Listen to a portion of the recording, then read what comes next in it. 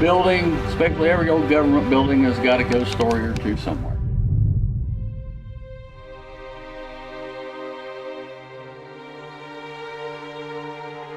You get attached to the people that's here at the county home. I was thinking of one by the name of Doris. I think she started living here when she was a teenager, and this was her home, only home that she knew. And I think she was, 70 years old or so, Jane Ann, when she passed away. So this was their home.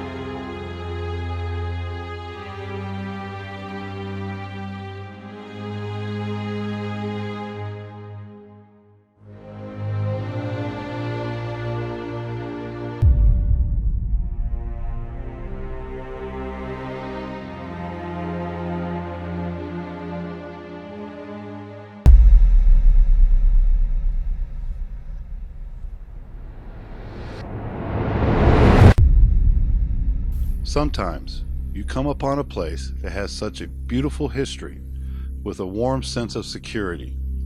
Randolph County Infirmary is just that place. We took a moment to hear about this amazing place from the city's caretaker. I'm Ed Thornburg. I'm the Randolph County Surveyor. Okay. How long you been here, man? I've held my office. I'm in my 8th year. Been connected to work one way or other here most of my adult life.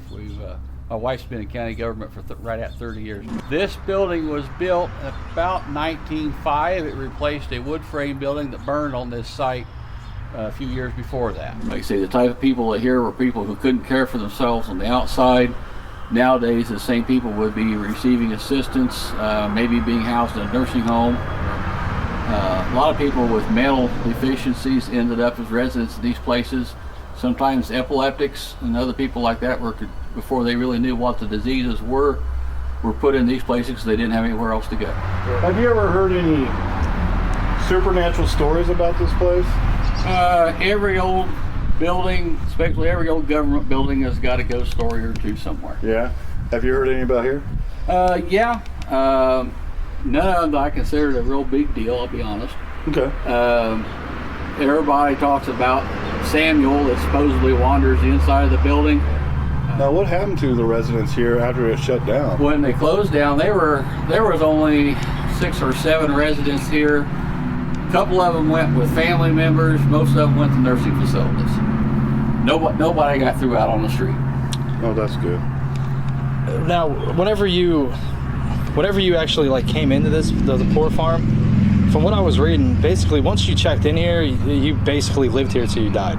That's the idea was that you would stay here until, if you had a physical ailment, that you might stay here until you got better or until some family were able to come take care of you. I knew a few people, while I didn't know them personally, I know there's a few people who had spent their entire lives here. From what I read about on one post, it was actually a whole family who basically spent their whole life here. I believe that's true. I know of one lady in particular was, I believe the story was she was kicked in the head by a horse as a young girl, and she was here her entire life. I mean, this is what happened to people at that time.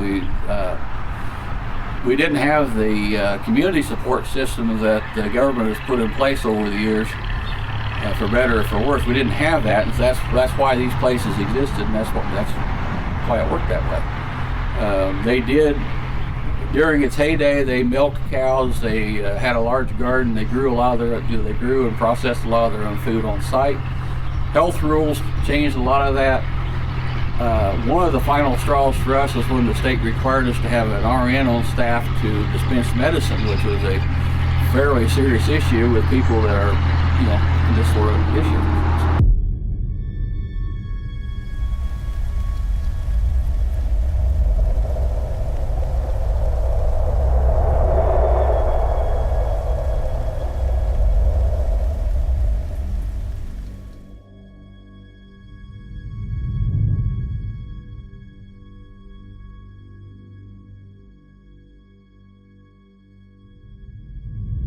Hi, my name is Keith Neubauer.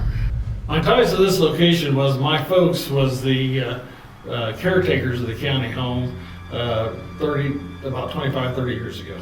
Really? Now, did they actually stay here? They stayed here. The part that we're standing in right now is the living quarters for the caretakers of the county home. So actually, you was hanging out here as well. Yes, sir. Now, did you by any chance just happen to go down those halls, or were you not allowed back then? I've been on every inch of this place. Okay, cool, man. Of course, when it was originally designed, the county home was designed to be self-sufficient. Okay. And so when my father took over, we tried to stay in that same self-sufficient mode. And so the people that lived here helped raise the food and stuff that they ate here. So, when was the last time you was in here? It's been about 20 years ago, I would say, since it's been the last time I've probably been in here. Wow. I mean, I've been in and out, a few other times. But actually living here? Yeah. Now, do you miss it? Well, yeah, you get attached to the people that's here at the county home. Right. And, these people, a lot of them, I was thinking of one by the name of Doris. I think she started living here when she was a teenager, and this was her home. This is the only the only home that she knew. And I think she was, 70 years old or so, Jane Ann, when she passed away. And so this was their home. Now, you did say something that which I find very, very human, and which I love it, is that you got attached to some of these people here. Sure. And you become friends with them, and I'm sure it was sometimes when they left or when you guys left, it was kind of like losing your best friend. Losing your family is what it was. Yeah, and I can see that being very emotional. Now, did you lose some friends here or people you got attached to? There's people that passed away that lived here while we were here, and I can't mention all their names. We don't want the names. I can't really think of all their names, but No, that's fine. there was a few that passed away while we were here. That I don't know exactly how long my mom and dad was out here. I think it was 12 years, or maybe it was longer than that.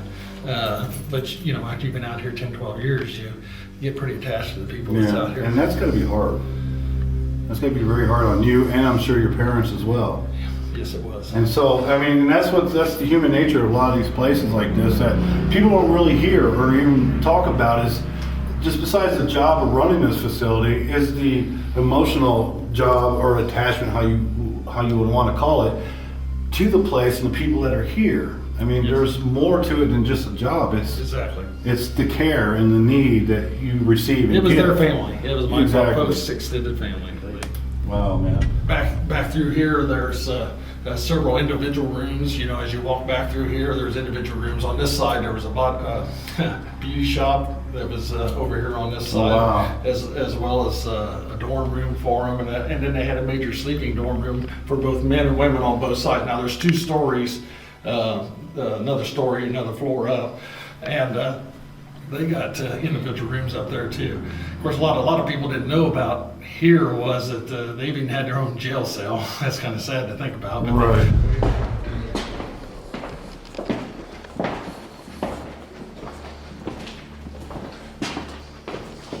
Oh, wow. That is a straight cell. Unbelievable. That's a cage. Yeah. See, I don't know that nobody was ever in that whenever we were here, but I'm sure it probably had some use. Yeah, you act up and you can't get them under control. Like you said, they had some type of issues or something like that, and that's the safest place to put them. A bunch of people living in here. Huh. Now, what do you think about, how, like Ed was saying, everybody has ghost stories. Anything here like that? You only see that in this part. There was a lot of people in here. I'm not saying there couldn't be something, there's. We walked around with Keith for a while and learned so much more of how his parents helped so many people with their lives and brought so much happiness and love into this facility to those who looked to Randolph County Infirmary for a safe haven. You could also see how much this place meant to Keith by remembering the places he would play hide and go seek when he was a child and the friends he made there.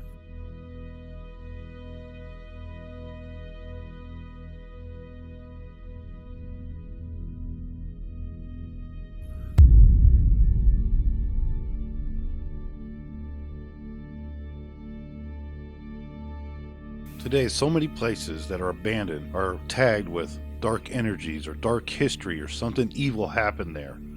Randolph County Infirmary was a place filled with love and hope, no dark history, and for those that lived there, they felt safe with a regained sense of pride by helping to raise cattle, grow crops for their own means of food. The caretakers welcomed the unfortunate as an equal and helped them to a new life. Yes, some passed away here from natural causes and are buried not too far away from the infirmary. So for those that did pass away, have they returned because this old infirmary was a beacon of hope and love for them when they lived there and had no other place to turn to? Was Lucy one of those residents, and is she still there because Randolph County Infirmary was her home, her safe haven, her warmth that she didn't have before? I don't know of any there was never any scandals or murders or anything like that out here that I have any knowledge of. Okay. Like I say, the type of people that here were people who couldn't care for themselves on the outside. Nowadays, the same people would be receiving assistance, maybe being housed in a nursing home. A lot of people with mental deficiencies ended up as residents in these places. Sometimes epileptics and other people like that were, before they really knew what the diseases were put in these places because they didn't have anywhere else to go.